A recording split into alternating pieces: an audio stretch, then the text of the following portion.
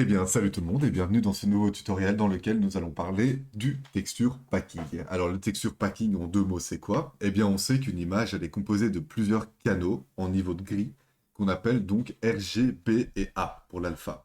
Donc ici, dans Substance Designer, j'ai été télécharger une texture sur Quixel et j'ai importé l'albédo de cette texture dans Substance Designer.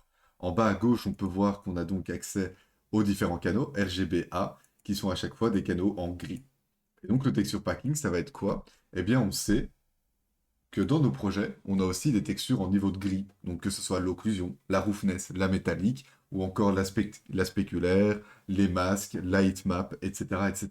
Et toutes ces informations, en niveau de gris, on va pouvoir les paquer dans une seule et même texture, jusqu'à 4 de ces informations, pour n'en créer qu'une seule. Donc ça veut dire que dans notre projet, concrètement, on ne va pas importer une occlusion, une roughness, une métallique, on va importer ce qu'on appelle une map dans l'exemple ici, ORM, donc qui dans le canal rouge va intégrer l'occlusion, dans le canal vert va intégrer la roughness, et dans le canal bleu, la métallique.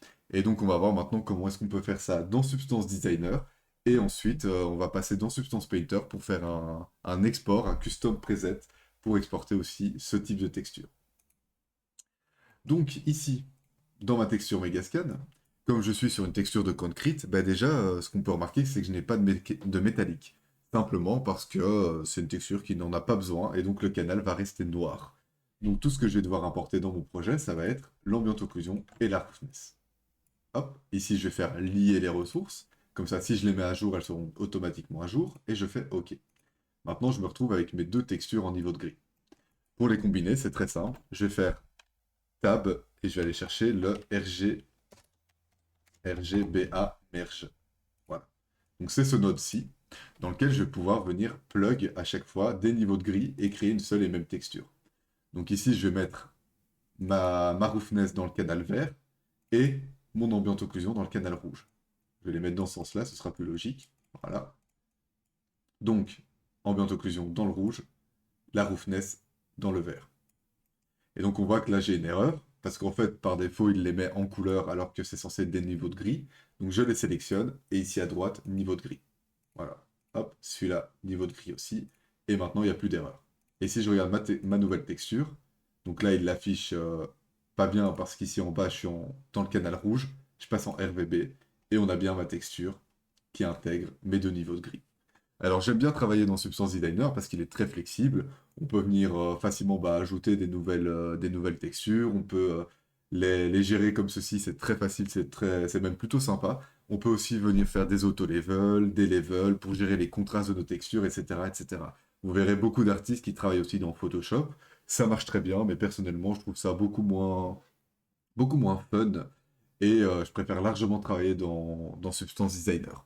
Donc voilà, c'est à vous de voir ce que vous préférez, mais en tout cas, vous trouverez aussi beaucoup de contenu qui le fait, enfin, d'autres auteurs qui le font dans Photoshop. Alors, pour être sûr que mes canaux soient en noir ici, donc si je viens, hop, dans mon bleu et dans mon alpha, reste noir, en général, ce que j'aime bien faire, c'est ajouter un uniform color. Voilà, par défaut, il est noir, et je viens le plugger dedans. Hop, hop, dans les deux. À nouveau, je le passe en niveau de gris, comme ça il n'y a pas d'erreur et on est content. Maintenant, comment est-ce qu'on fait pour exporter cette texture? On vient ici et on va cliquer sur ce petit icône.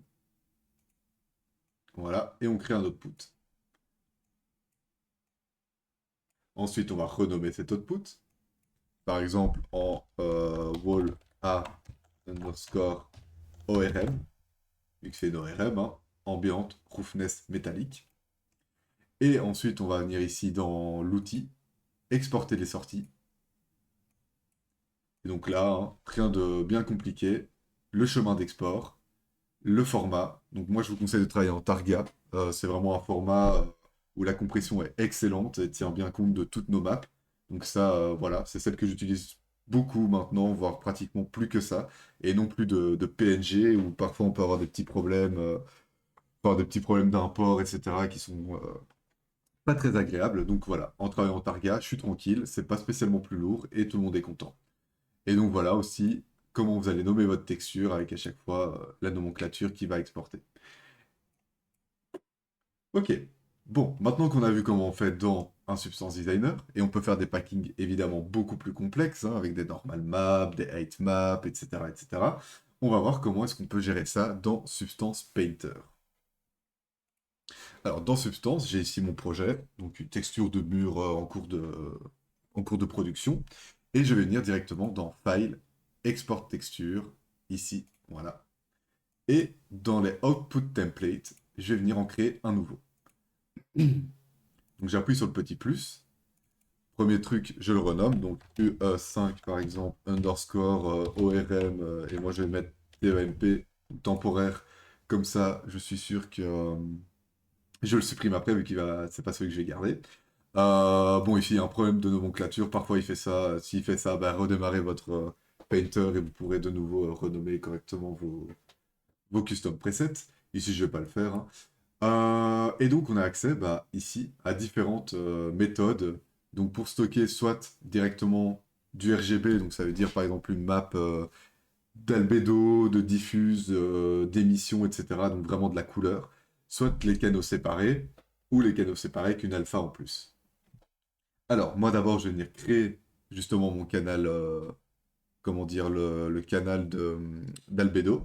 Donc, pour ça, j'ai besoin de RGB, dans lequel je vais venir chercher ma diffuse, hop, hop, hop, qui se trouve ici. Je la mets ici et je vais mettre dans RGB canaux, vu que j'ai besoin des 3 canaux.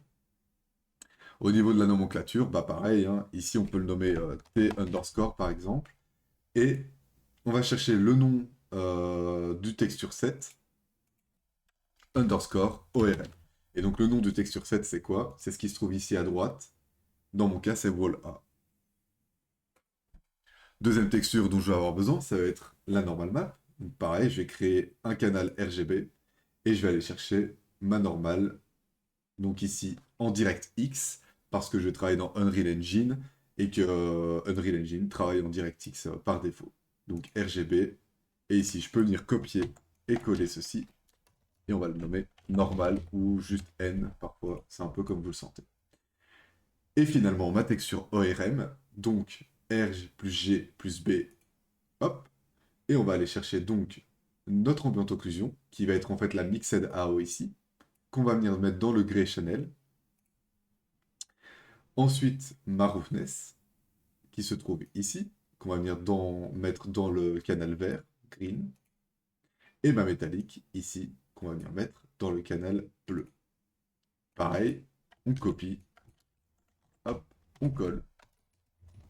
Et on appelle ça ORM. Et ici, je me suis trompé, du coup, c'est Albedo. Et on a notre packing qui est terminé. Et donc ça, on peut venir l'exporter dans Unreal Engine. Pareil, ici, par défaut, il met en PNG. Moi, je vais mettre en Targa systématiquement. C'est toujours mieux. Et là, on est bon. Donc maintenant, vous allez pouvoir exporter cette texture directement dans votre moteur de jeu et l'utiliser dans votre projet. Ici, on va s'arrêter là pour le tuto. On verra dans un prochain tuto comment on va exploiter ce genre de texture typiquement pour la création de shaders de Vertex Paint, et on ira même plus loin dans le packing de textures, où je vous montrerai un exemple où on peut même séparer la normal map et puis la recomposer, etc. Mais voilà, ce sera tout pour ce tuto, j'espère que ça vous aura plu. Si vous avez des questions, n'hésitez pas à les mettre en commentaire, ou des recommandations, si vous voulez des tutos plus spécifiques, etc. Je me ferai une joie de les faire, et je vous dis à bientôt pour une suite. Au revoir.